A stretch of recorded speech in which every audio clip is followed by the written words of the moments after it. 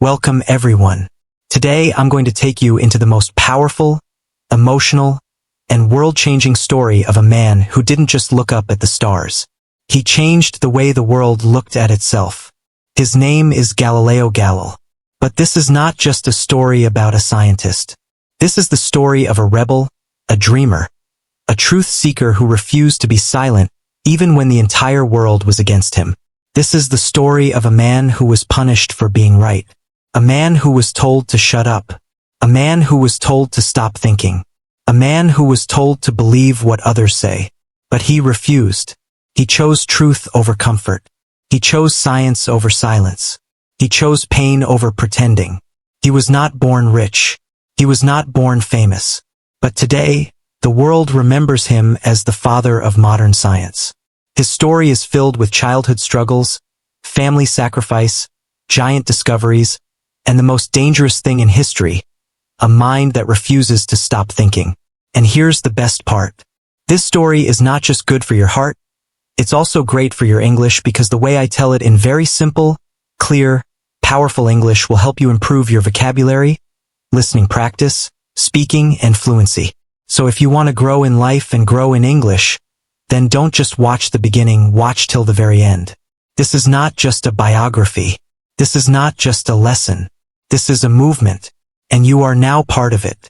Subscribe right now because I promise the next 4 parts will change how you see life, history, science, and yourself. Let's begin with the very beginning of Galileo Galilei's life. Part 1, the birth of a mind that would not obey. Let's go back in time. Not 100 years, not 200 years, but more than 450 years ago to the year 1564. At that time, Europe was ruled by kings and churches. There was no electricity, no mobile phones, no science as we know it today. Most people believed that the Earth was in the center of the universe. They believed the sun moved around the Earth because that's what the church told them. And if the church said it, it was not a theory, it was truth. If you questioned it, you were a sinner. You could be killed. In short, people were not allowed to think differently. And then on February 15th, 1564, in the city of Pisa, Italy, a baby boy was born. His name was Galileo Galilei. Galileo was not born in a palace. He was born into a poor but intelligent family. His father's name was Vincenzo Galilei. Vincenzo was not just a musician. He was a thinker. He believed in asking questions, testing ideas, and breaking old traditions. He even challenged some rules of music that people believed for centuries. That spirit, the spirit of rebellion, of courage, of thinking freely, was passed on to his son. His mother's name was Giulia Ammannati. She was strict, strong, and wanted her children to succeed. Galileo was the eldest of 6 children. Life was not easy for the family. They had to save money, move houses, and struggle to survive. But from a very young age, Galileo showed signs that he was different. As a child, Galileo was not like other children. He asked too many questions. He loved to look at the sky. He stared at stars for hours. He watched how things moved. He wanted to know why. He didn't just accept what people told him. He wanted to see it himself. Once when he was just a young boy, he went to church with his father. He noticed a lamp hanging from the ceiling, swinging slowly. Most people just saw a lamp. But Galileo, he saw a pattern. He took his pulse, counted his heartbeats, and he discovered that each swing of the lamp took the same time even when it moved in small circles. That was one of the first scientific observations of his life. He had discovered something that would later become the foundation of pendulum clocks. And he was just a child. Galileo's father wanted him to become a doctor because doctors earned good money. So at age 17, Galileo went to the University of Pisa to study medicine. But he hated it. He found it boring. He didn't want to learn about herbs and diseases. He wanted to learn about math, movement, stars, planets, and time. So instead of studying medicine, Galileo secretly started studying mathematics. He borrowed books. He taught himself. He listened to lectures he wasn't supposed to attend. And soon he was better at math than most of his teachers. Eventually, he dropped out of medical school and decided to follow his passion. This decision was risky. His family was poor. He had no job and no guarantee of success. but he chose the path that spoke to his soul. In his early 20s, Galileo was broke, but his mind was alive. One day he saw goldsmiths weighing precious metals. He realized that they were not accurate. So he invented something called the hydrostatic balance, a device that could measure the purity of metals by comparing their weights in air and in water. This invention made him famous in his city. People started talking about the young genius from Pisa. He didn't make much money, but his name had begun to shine. At age 25, Galileo got his first job as a mathematics professor in Padua, Italy. He now had a salary. He could support his family. And more importantly, he had the freedom to think, teach, and experiment. He built machines. He studied motion. He questioned everything Aristotle had taught, which was dangerous because Aristotle's teachings were treated like law. But Galileo didn't care. He didn't want to worship old books. He wanted to observe the real world. And that's exactly what he did. Galileo was now in Padua, a beautiful city filled with students, thinkers, and artists. It was part of the Republic of Venice, which was much freer than other parts of Italy. People here were allowed to think, to discuss, to debate. It was the perfect place for a young scientist who didn't want to follow rules blindly. He was now a professor of mathematics at the University of Padua, one of the best universities in Europe. His lectures became famous because he spoke with passion. He didn't just read from books, he demonstrated experiments right in front of students. When others said because Aristotle said so, Galileo said, "Let's test it." He taught geometry, mechanics, and astronomy. He was curious about how things move, why they fall, and how fast they travel. And every time he saw something, he wanted to know the reason behind it. He would roll balls down inclined planes, drop objects from towers, and time their motion carefully. There were no stopwatches back then, so Galileo used water clocks, containers that dripped water at a steady rate. By measuring the amount of water that dripped, he could measure time. This is how he began to understand something revolutionary. The speed of a falling object does not depend on its weight. For centuries, people believed because Aristotle had said that heavy objects fall faster than light ones. Light ones. Galileo's experiments showed that this was wrong. If you drop a 1 kilogram ball and a 10 kilograms ball from the same height, they reach the ground at the same time. He even climbed the famous Leaning Tower of Pisa and dropped 2 balls to prove it, shocking everyone who watched. The church did not like such demonstrations because they contradicted the old teachings. But Galileo didn't stop. He believed that truth should come from observation, not from authority. Even though Galileo was now respected as a teacher, he was still struggling financially. Professors in those days didn't earn much. He had to support his family, and soon he also became a father. He never married, but he had a long relationship with a woman named Marina Gamba from Venice. Together they had 3 children, 2 daughters Virginia and Livia and 1 son Vincenio. Galileo loved his children deeply, but his daughters faced difficulties because they were born outside marriage. In that era, society judged such children harshly. To protect them, Galileo later sent both daughters to a convent to live as nuns. His eldest daughter, Virginia, took the name Sister Maria Celeste, and she would become one of the most important emotional supports in Galileo's life. Her letters to him, full of love, comfort, and faith, show a side of Galileo few people know, a gentle, caring father with a wounded heart. But during this period, Galileo had no time to rest. His mind was on fire with curiosity. In 1609, something extraordinary happened. News spread across Europe that a Dutch lens maker had built a small instrument that could make distant objects appear closer. It was called a telescope, though it was still very primitive. When Galileo heard about it, he immediately decided to build one himself. Without seeing the original design, using only his imagination and mathematical knowledge, he began grinding and polishing lenses by hand. Within days, he created his own version of the telescope. And then he improved it again and again.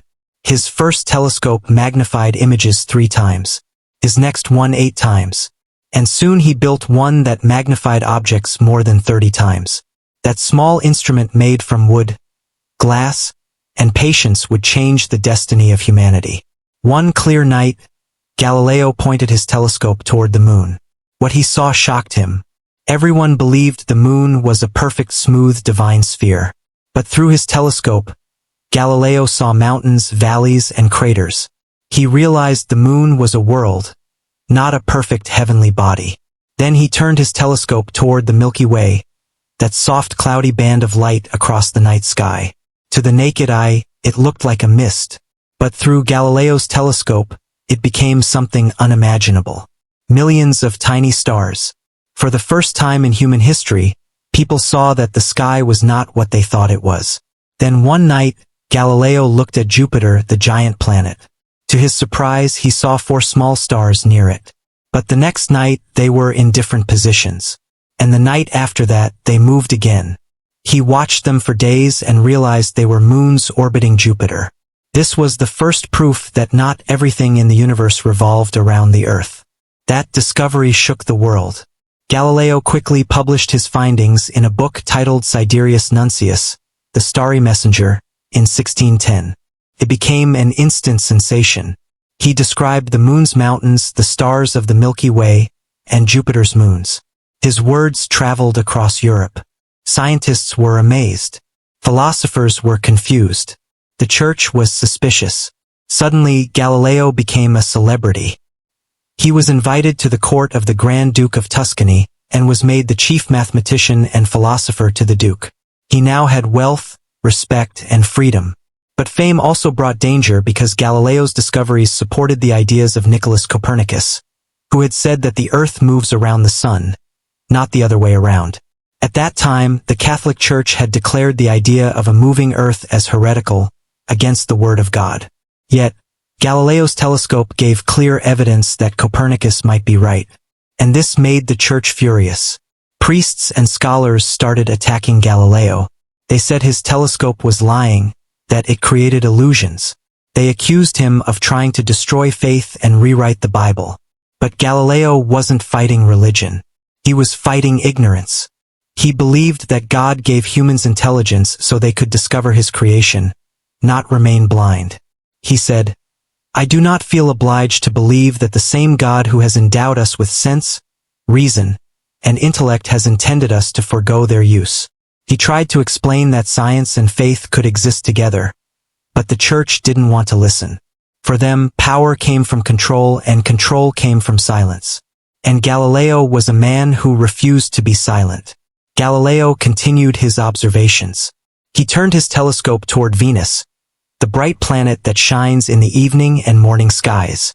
What he saw next became the strongest evidence for the Copernican system. Venus showed phases like the moon. Sometimes it appeared full, sometimes half, sometimes as a thin crescent. This could only happen if Venus orbited the sun. That meant the sun was truly at the center, not Earth. It was undeniable. Galileo had the proof. But his proof was too dangerous for his time. By 1616, the tension between Galileo and the church had grown unbearable.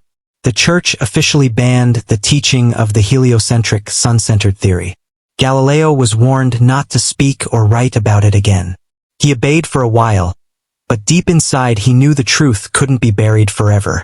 He wrote letters to his students and friends encouraging them to observe, to test, to think.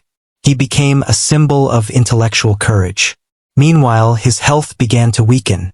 He suffered from arthritis and severe headaches.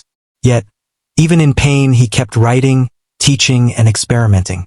The more the church tried to silence him, the louder his truth became. During this difficult time, Galileo often exchanged letters with his eldest daughter, Maria Celeste, who lived in the convent. Her letters were filled with compassion. She encouraged her father, reminded him to eat, to rest, to keep faith in God's plan. She even baked him cakes and sent them secretly through messengers. In her eyes, Galileo was not just a scientist. He was a good, kind, and loving man. Her words were his only comfort in a world turning against him. By the late 1620s, Galileo had spent over 20 years teaching, researching, and observing the heavens. He had proven that truth could be seen through observation. But the world around him was not ready to accept it. In 1623, A new pope was elected, Pope Urban VIII, who was once a friend of Galileo. The scientist felt hopeful again. The new pope admired Galileo's intellect and allowed him to discuss heliocentrism as a mathematical theory, not as a fact. Galileo saw this as his chance. He decided to write his most ambitious work, a book that would change everything. That book was titled Dialogue Concerning the Two Chief World Systems. It would become the cause of his greatest triumph and his greatest suffering. Part 2. The book that changed everything. Galileo was now in his 60s. His health was getting worse. He had painful arthritis. His eyes were tired, but his mind was still burning with fire. He knew that time was running out. He had to write down everything he had learned before it was too late.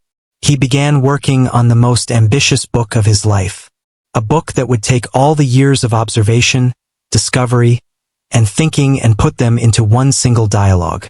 A book that would not preach but discuss. A book that would not directly attack the church but would challenge the very foundation of what people believed.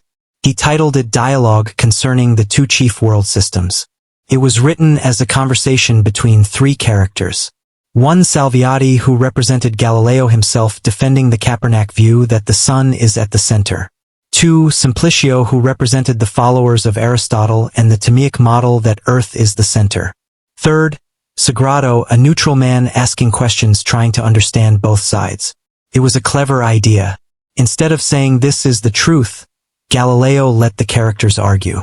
He made the dialogue feel like a friendly debate, but it was clear. Salviati was intelligent and convincing. Simplicio, whose name literally means simple-minded, came across as foolish. Galileo was trying to protect himself by saying, "This is just a discussion, not a statement." But the truth was obvious. The book strongly supported the Copernican view that the Earth moves around the sun. He finished the book in 1632. It was published in Florence, and within weeks it created a storm across Europe. Scientists were thrilled.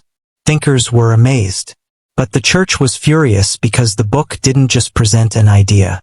It made the old world view look outdated. It made the defenders of Aristotle look weak. And some church officials felt that Simplicio was secretly a mockery of Pope Urban VI, the very man who had once supported Galileo. The Pope, who had been Galileo's friend, now felt personally insulted, and the friendship turned into a war. That same year, 1632, the church banned Galileo's book. And in 1633, Galileo, now 69 years old, weak, tired, and sick, was ordered to Rome to stand trial before the Roman Inquisition. The Roman Inquisition was not a friendly group. It was created to punish those who went against church teachings. They had the power to torture, imprison, and even execute. Galileo knew the danger, but he still went to Rome, because he believed in truth. When he arrived, he was not allowed to leave. He was interrogated for weeks. He was questioned about the book, about his beliefs, about what he had taught in public. The Inquisition claimed that he had violated a warning given to him in 1616 that he should never support or teach heliocentrism. Galileo tried to defend himself. He said, "I only presented both sides." He said, "I didn't say the earth moves. I just let my characters talk." But the Inquisition was not convinced. Behind the scenes, pressure was growing. Some powerful men wanted Galileo to be made an example. The church had lost too much power already. They couldn't let one old man destroy their control. They threatened him with torture. They reminded him of what had happened to others who spoke against the church. They told him that if he did not publicly reject his ideas, he could be burned alive. Galileo had faced many storms in his life, but now he had to make a decision. Was he ready to die for the truth, or would he bend to survive? On June 22, 1633, in a grand hall in Rome, Galileo Galilei was brought before the judges of the Inquisition. He was made to kneel, and in front of the world, he was forced to read a statement. In that statement, he denied that the earth moved. He said he had made a mistake. He said he would never again speak or write about the earth moving. He did not cry. He did not scream. He simply obeyed because he wanted to live.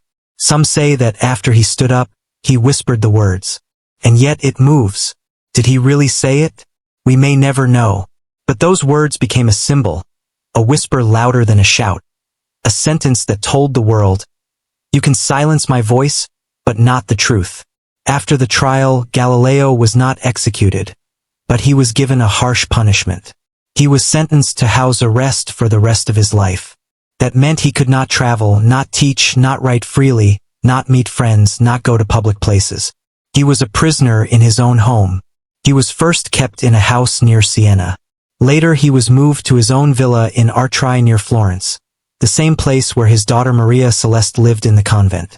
Even though he was under house arrest, she stayed in contact with him. She cooked for him, prayed for him, and wrote letters filled with love. But just months after his trial, tragedy struck. In 1634, his beloved daughter, Maria Celeste, died from illness. Galileo was heartbroken. He had lost not just a daughter. He had lost his closest friend. His health worsened. His body became weaker. His eyesight began to fail. By the year 1638, Galileo was completely blind. He had spent his whole life watching the stars. Now he could see nothing. And yet he didn't stop. Even in blindness, even in isolation, Galileo kept working. During his house arrest, Galileo was allowed to receive a few visitors. One of them was a young student, Vincenzo Vivani, who would later become a famous scientist himself. Another was Evangelista Tricelli, the man who invented the barometer. Galileo dictated his thoughts to them. He couldn't write anymore, but he could still think. He could still dream. And in that darkness, he completed another major work, Two New Sciences. This book did not talk about the universe. It talked about physics, motion, strength of materials, speed, acceleration, and mechanics.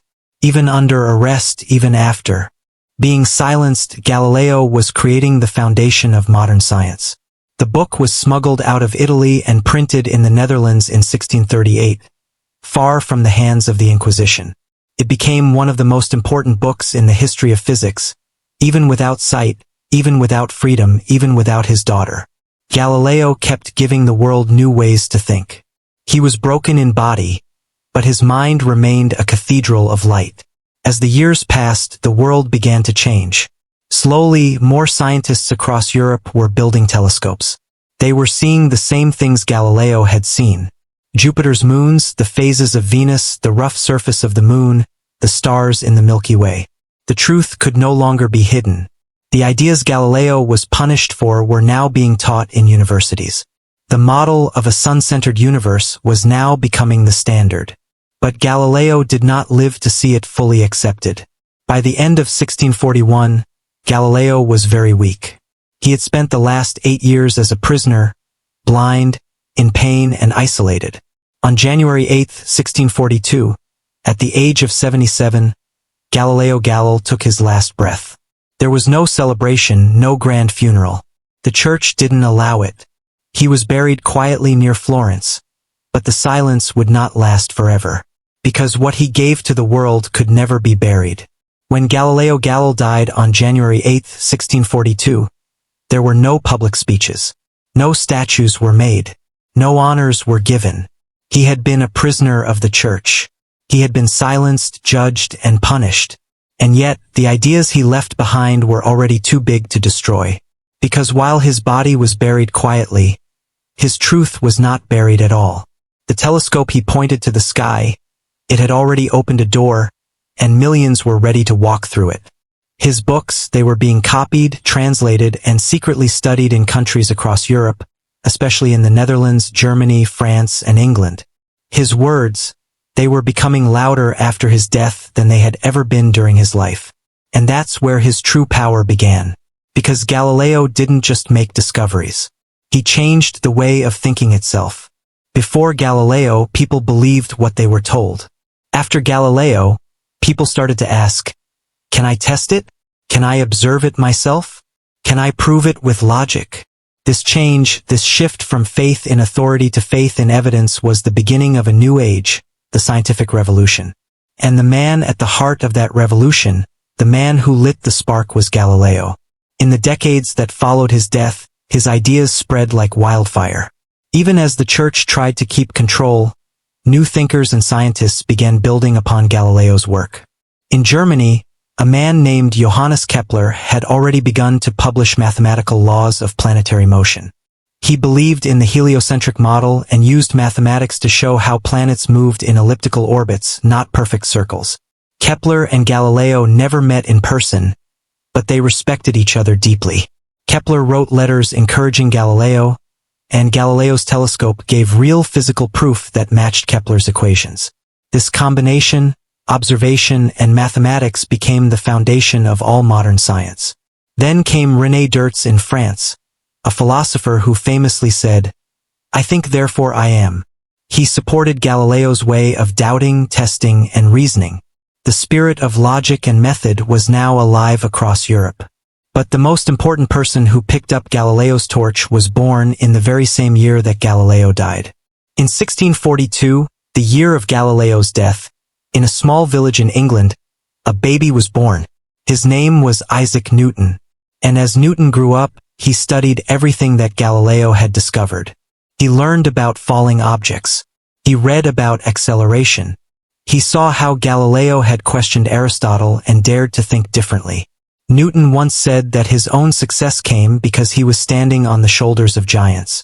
One of those giants was Galileo.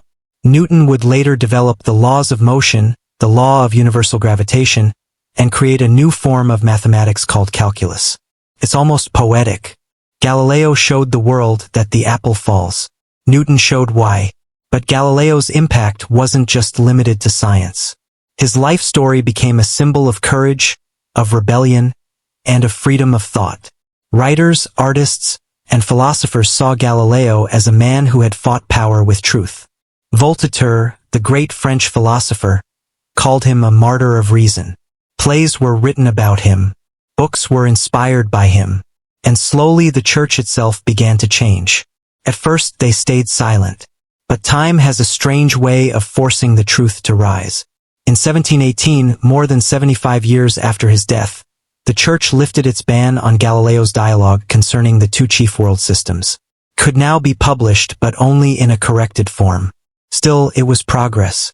Then, in the 1800s, scientists around the world started to publicly celebrate Galileo as the father of modern science. His birthday, February 15th, became known in some parts of Europe as Galileo Day. Schools began teaching his work. Towns and cities named streets after him. Telescopes and observatories were built in his honor. And yet the biggest moment of justice had not come yet. Because the Catholic Church, the very institution that silenced him, judged him, and locked him away, still had not admitted its mistake. That would take time, a lot of time. Fast forward now. Not 10 years, not 100 years, but 350 years after Galileo's trial. In the year 1992, Pope John Paul II, the head of the Catholic Church, stood in front of the world. He gave a historic speech. And in that speech, he said something the Church had never said before. That the Church had been wrong to condemn Galileo. That Galileo was a man of faith and science, and that his punishment had been unjust. The Church officially cleared Galileo's name more than 3 centuries after his death. The truth had finally been accepted. The voice that had once been silenced was now being honored by the very power that had tried to destroy it. It was late, but it was beautiful. Galileo's influence also reached space. In 1989, NASA launched a spacecraft named Galileo to study Jupiter and its moons, the very planets he had seen with his telescope 400 years earlier. That spacecraft sent back thousands of images. It discovered new details about the atmosphere of Jupiter, the structure of its moons, and the movement of its rings. In many ways, it was as if Galileo's eye had returned to the stars. Not through wood and glass this time, but through steel, fire, and space. When the spacecraft ended its mission in 2003, it was crashed into Jupiter's atmosphere. A final poetic goodbye. A man who once stood on Earth and looked at Jupiter was now having a machine named after him become part of that very planet. Even today, Galileo's name continues to shine. There are craters on the moon named after him. There are schools, universities, museums, and science institutes around the world carrying his name. He has studied in every physics class, every astronomy course, every scientific textbook. In Italy, near Florence, where he had lived his last years in house arrest, now stands a tomb of honor. inside the great Basilica of Santa Croce, the same church where Michelangelo is buried. Galileo's body was moved there in 1737, nearly 100 years after his death. People from all over the world come there to pay respect to the man who refused to be silent. But his greatest legacy is not in stone, is not in space, is not even in science alone. His greatest legacy is in how we think. Today, when a child asks, "Why does the moon change shape?" When a student wonders, "How do I know what's real?" When a scientist says, "I need evidence before belief," that is Galileo's voice living on. Because Galileo taught us that you don't have to be powerful to speak truth. You don't have to follow the crowd to find the path. You don't have to be perfect to change the world. You just need one thing, a mind that will not obey blindly. And that is why Galileo Galilei is more than a scientist. He is a symbol. Part 3. The man behind the genius. Now that the world knows what Galileo achieved in the skies and how his legacy transformed science, it's time to walk into a quieter space. Into the man's private world. Because behind every revolutionary there is a human being. Behind every discovery there is doubt. Behind every truth-teller is a heart that breaks in silence. Let's begin with what history rarely tells you. The cost of being Galileo Galilei. He was not born into money, and even during fame he was constantly struggling financially. As a young man he had to teach, tutor, and build devices just to keep food on the table. Not only for himself but also for his extended family. He supported his brothers, sisters, his mother, his children, and even servants. When he became established, he was responsible for many lives. And even though he was well known, the money never matched the fame. His inventions were praised but not patented.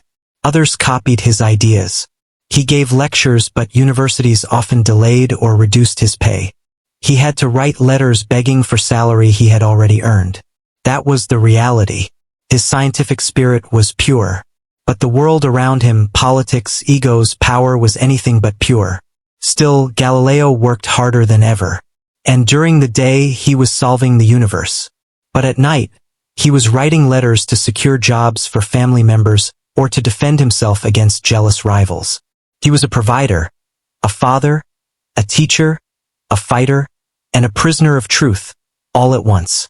Now, let's finally talk about how he changed the world of science. Not just what he discovered. Galileo didn't just look at the sky. He measured it. He didn't just guess. He tested. He didn't just say, "I believe." He said, "I observed it with my own eyes. And you can too." Here are some of the core scientific breakthroughs he gave us, explained in the simplest way for all learners. 1. The law of falling bodies.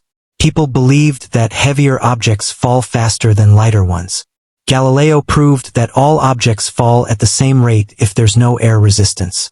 He did this by rolling balls of different weights down slopes and measuring their time. 2. The concept of inertia. Aristotle believed that things stop moving when you stop pushing them. Galileo proved that if there's no resistance, a moving object will keep moving forever. This concept would later become Newton's first law of motion. 3. The principle of the pendulum. He discovered that the time it takes for a pendulum to swing depends only on its length, not on how far it swings. This would become the basis for pendulum clocks, which helped humans keep accurate time for centuries. 4. The scientific method. Before Galileo, people just read old books and believed what was written. Galileo introduced the method of experimentation, observation, and repetition. He said, "Don't believe something just because someone said it. Prove it." 5. The moons of Jupiter. With his telescope, he saw 4 moons orbiting Jupiter. This destroyed the idea that everything in the universe revolves around Earth. It proved that other objects in the sky could have their own systems. 6. The phases of Venus. He showed that Venus goes through phases just like the moon. This was possible only if Venus was orbiting the Sun, not Earth. Another proof of the heliocentric model. 7. Sunspots and the imperfect heavens. The Church taught that celestial bodies were perfect and unchanging. Galileo observed sunspots, dark marks on the surface of the sun that moved and changed. This shattered the belief in perfect heavens. Galileo didn't just give us facts. He gave us a new lens to see the world literally and mentally. He showed us how to ask questions, how to doubt, how to test, and most importantly, how to keep going even when the world calls you wrong. And let's not forget what made him different from many other scientists of his time. He could write beautifully. His books were not just academic. They were lively, funny, and easy to understand, filled with dialogues, characters, and storytelling. He wrote for ordinary people, not just professors. He wanted everyone to understand the universe, not just those with degrees. In that way, Galileo was not only the father of science, he was also the first science communicator, the first to say this knowledge belongs to everyone. His voice was silenced. His books were banned. His eyes were blinded. His daughter was gone. His freedom was taken away. But one thing remained untouched: his mind. And that mind changed the world more than any sword, crown, or law ever could. Part 4. The Final Light of Galileo. In the 1800s, the world had changed. The Industrial Revolution was beginning. Machines, engines, factories, everything was being built on the laws of motion, gravity, and energy. And all those laws had their roots in Galileo's work. In classrooms, his name became a regular part of textbooks. In lectures, his methods were studied and praised. In universities, his books were printed freely. His once banned ideas were now called fundamentals. In the 1900s, the 20th century saw a complete transformation. Space travel, atomic physics, quantum theory, and relativity. But his story didn't stop there. In the 2000s, the world began to celebrate Galileo in new ways. In 2009, to mark the 400th anniversary of his first telescope, the United Nations declared the year the International Year of Astronomy and honored Galileo as the father of that field. Across the globe, scientists hosted stargazing events, built replicas of his telescope, and told his story to new generations. In art, in poetry, in science fiction, in space missions. His name appeared everywhere. Let's talk about something deeply symbolic. The Galileo spacecraft. Launched by NASA in 1989, the spacecraft traveled to Jupiter, the very planet Galileo had observed through his handmade telescope. It arrived in 1995 and spent years studying Jupiter's atmosphere, rings, and moons. It discovered facts Galileo could only dream of. It recorded lightning on Jupiter, studied the planet's magnetic field, and even gave clues about possible oceans beneath the icy surface of its moon Europa. Then, in 2003, the spacecraft was sent into Jupiter's atmosphere. Planned end to the mission. But think about that for a moment. A man who once looked at Jupiter through a glass tube, now had a machine named after him, crashing into that same planet, carrying human curiosity to its edge. Back on Earth, his story continues to grow. Today there are schools named after him, statues built in his honor, telescope brands with his name, a lunar crater named Galil, a moon of Jupiter named Galilean Moon, a GPS satellite system in Europe called Galileo, a 3D digital museum in Florence where his original tools, books, and even bones are preserved. Even in death, he continues to inspire scientists, writers, philosophers, and English learners around the world. And now we reach the true end. Not just the end of a man's life, but the meaning of that life. So what did Galileo really teach us? Not just that Earth moves, not just that stars are made of fire, not just that science is real. He taught us something far bigger. He taught us that you must ask questions even when others are afraid. You must believe in truth even when no one claps for you. You must keep going even when the doors are closed. You must choose knowledge over fear. You must dare to look through your own telescope and see the world for yourself. He taught us that one man standing alone with a piece of glass pointed at the sky can challenge an empire. And that truth, even if whispered, will one day be louder than all the lies. That is the story of Galileo Galilei. A man who was not a king, not a soldier, not a saint, but a man who believed that light travels farther than darkness. And today that light is still shining in every classroom, in every telescope, in every sky, and in every mind that refuses to stay silent. Thank you for listening. Now you know his story. Not just the facts, but the feelings, the pain, the sacrifice, and the victory. This story was also a lesson in English, in life, in courage, and in humanity. If you're here at the end, you are part of something special. Now go ask your questions, build your own telescope, and carry forward the fire that Galileo started because the stars are waiting for you. This was the story of the man who brought heaven closer to earth and earth closer to the truth. Galileo Galilei, forever remembered, forever shining.